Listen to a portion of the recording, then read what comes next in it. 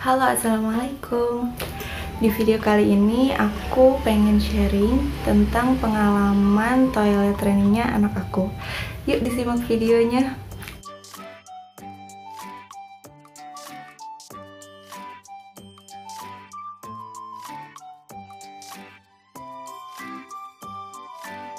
Nah, untuk persiapannya waktu itu sebelum aku memulai itu aku menyiapkan yang pertama paling penting adalah mental. Ini penting banget ya Moms, soalnya proses toilet training itu pastinya bukan hal yang mudah buat anak dan buat orang tua juga. Selain mental, aku juga nyimpen sesuatu yang kira-kira kalau diompolin tuh bakalan susah gitu buat bersihinnya, bakalan susah buat kering kayak gitu. Jadi itu dihindarin dan aku ganti semua karpet bulu aku pakai Evamat sama karpet plastik ya, pokoknya yang gampang dibersihin gitu.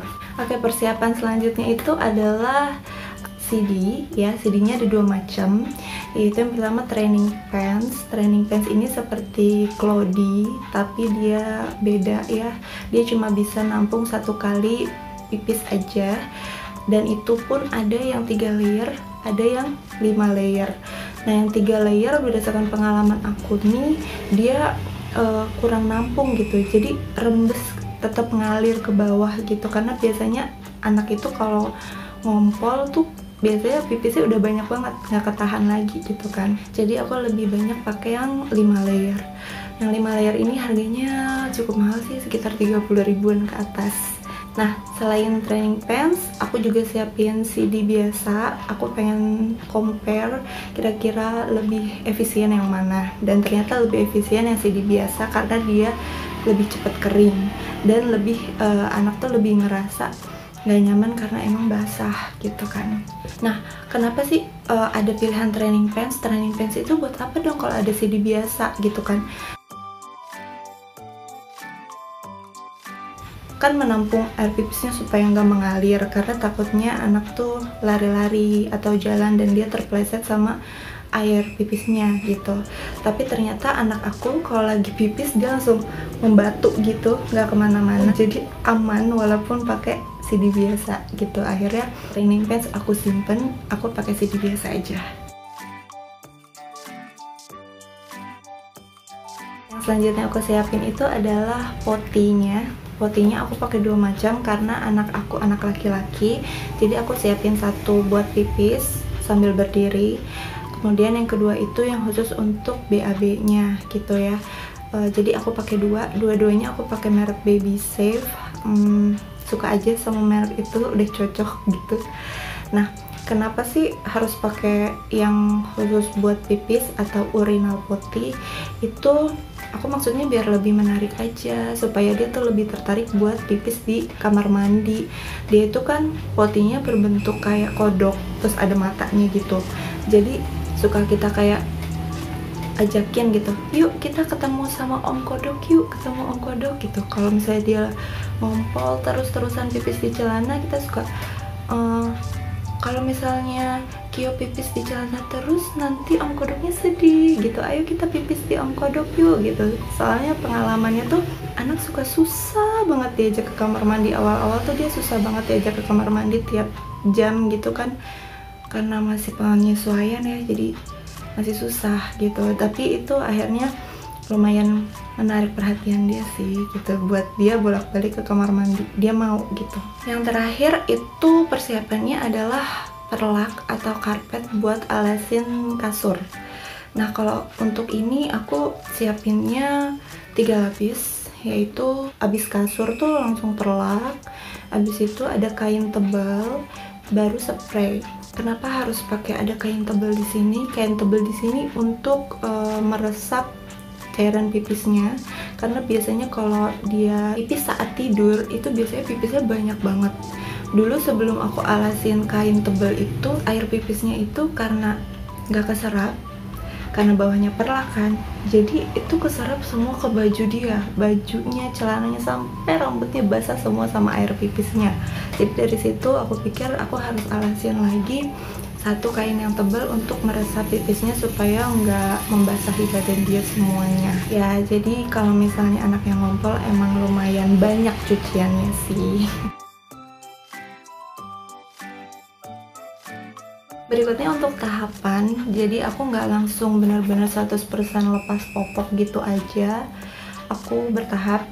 Tahap yang pertama itu aku pas dia bangun tidur, itu aku buka pampersnya, diapersnya itu aku buka. Abis itu pakaiin celana biasa gitu ya, pakai CD biasa. Nah habis itu setiap jam bolak-balik diajak ke kamar mandi. Kalau misalnya dia belum pipis, kira-kira setengah jam atau 20 menit kemudian dibawa lagi ke kamar mandi gitu sampai dia pipis. Nah ini awal-awal ini banyak banget eksiden ya pastinya.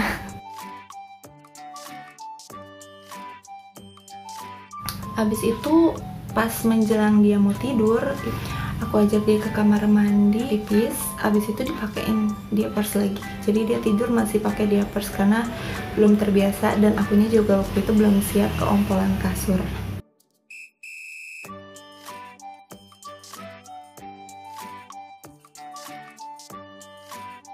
Tidur siang mulai aku lepas popoknya karena tidur siang lebih sebentar kan. Terus sambil aku lihat setiap pagi saat dia bangun tidur tuh, oh ini popoknya kayaknya kering deh.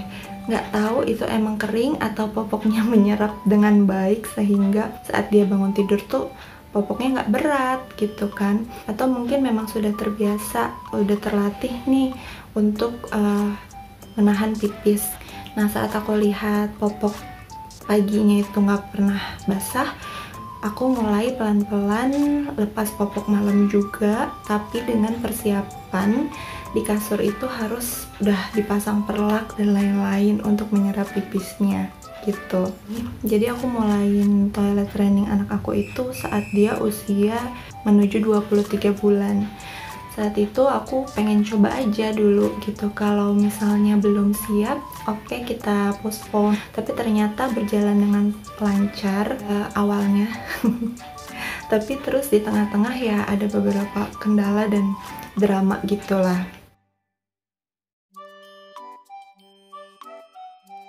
Di antaranya itu anak suka susah diajak bolak-balik ke kamar mandi, ya pasti aneh lah ya buat dia. Biasanya dia mau pipis kapan aja, di mana aja, oke.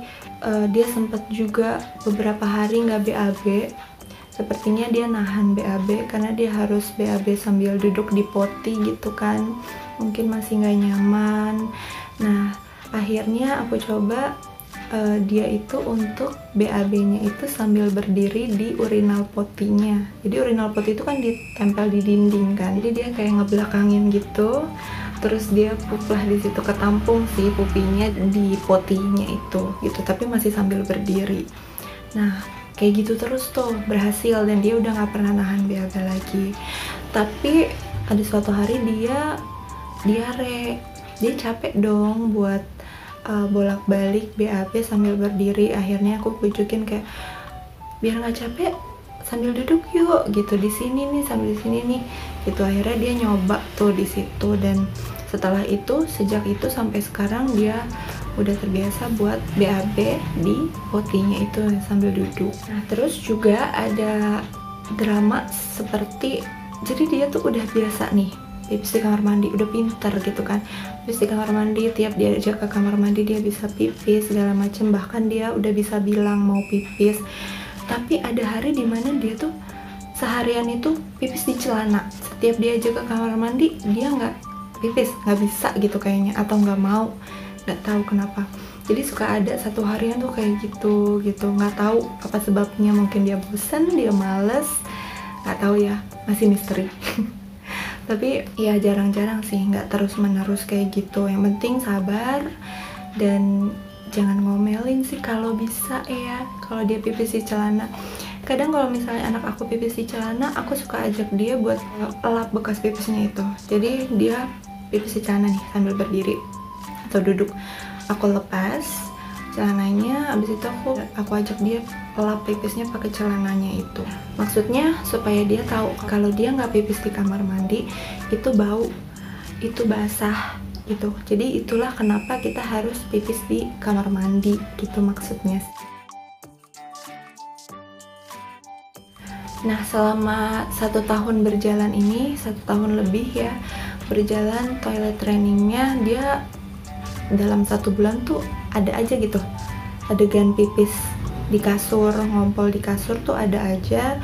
Biasanya itu kalau dia lagi kecapean seharian abis capek, atau sebelum tidur tuh dia banyak minum manis seperti teh manis atau sirup kayak gitu.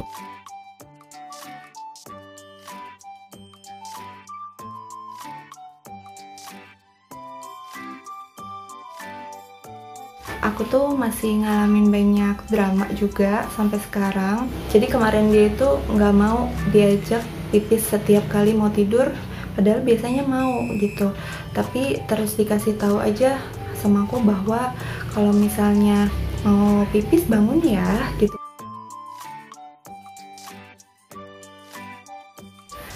Nah, terus juga sebaiknya kalau misalnya anak lagi BAB atau pipis di kamar mandi, kita jangan bicarain hal-hal yang menjijikan, kayak misalnya ih pipisnya bau deh, ih pupnya bau, kayak gitu.